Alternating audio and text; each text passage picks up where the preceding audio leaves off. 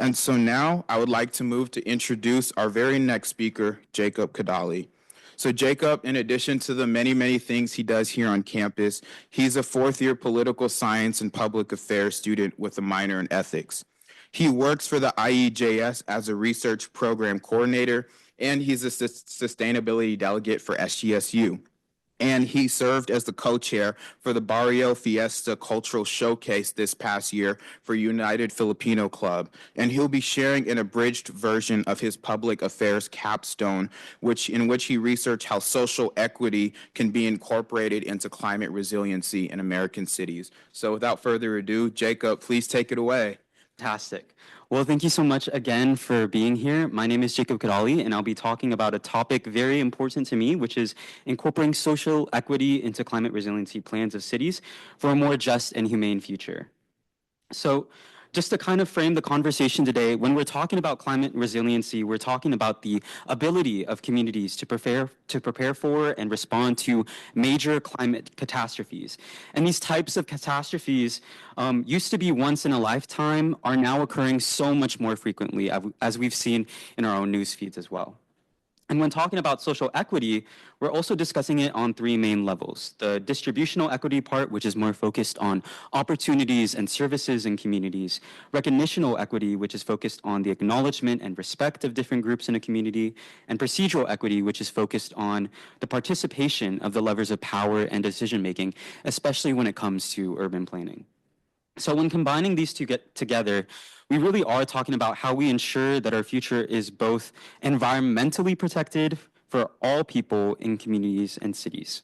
And so this topic is incredibly important because, as many of us know or may have even experienced, when climate disasters occur, communities across the US do not all face the same amount of burden.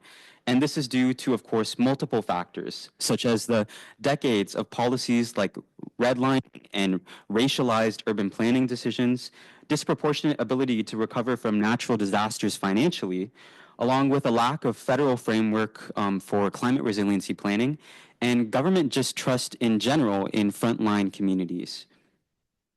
So that's sort of what led me to this literary synthesis that was focused on answering the question of how and to what extent do US cities incorporate social equity into these climate resiliency plans, and what practices across these cities have been shown to be promising.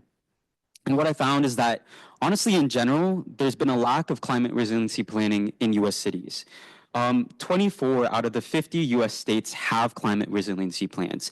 And so basically with that gap, it means it's more so down towards the city level.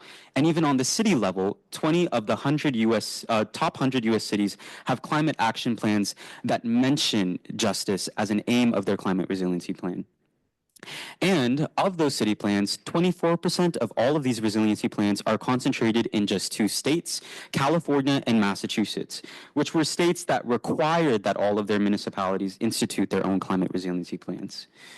And even when they are incorporated, most of them fail to incorporate social equity well enough. Here are some of the common trends. When it comes to distributive equity, some of the most common themes were, of course, the basics, things like affordable housing, employment, which, albeit was noted, more focused on public and private partnerships, and poverty reduction. But in some cities, on an international level, there was an incorporation of things like debt, arts and culture investment, and environmental education. When it comes to the recognitional equity side, some of the most recognized harmed groups in plans were diverse groups, poor people, disabled people, the elderly, migrants, and women. And other cities went as far as including informal networks, people who worked in the informal sector of the economy, and even sex workers.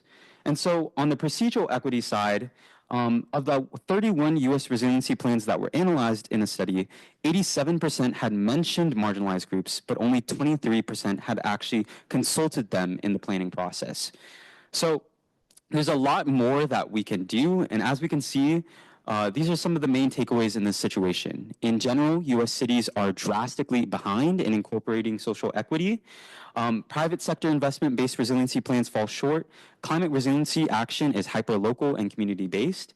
And the incorporation of community voice is also incredibly important in urban planning. So what do we do with this? Looking towards the future, some of the best practices that I found in these case studies on the distributive equity side was things like proactive community-based grants for building up climate resiliency.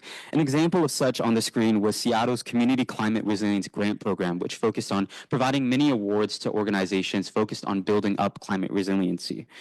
Along with this, there were citizen-based science initiatives like that of Virginia Beach, focusing on their Catch the King Tide program, which actually collaborated with public schools in the area to teach them how to measure tide, and then that data was then used to help out with climate resiliency planning.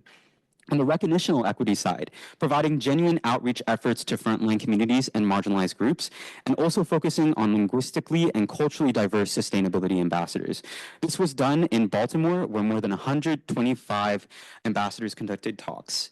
That was just part of it, but I'll go ahead and leave the rest of it to Q&A. But thank you so much.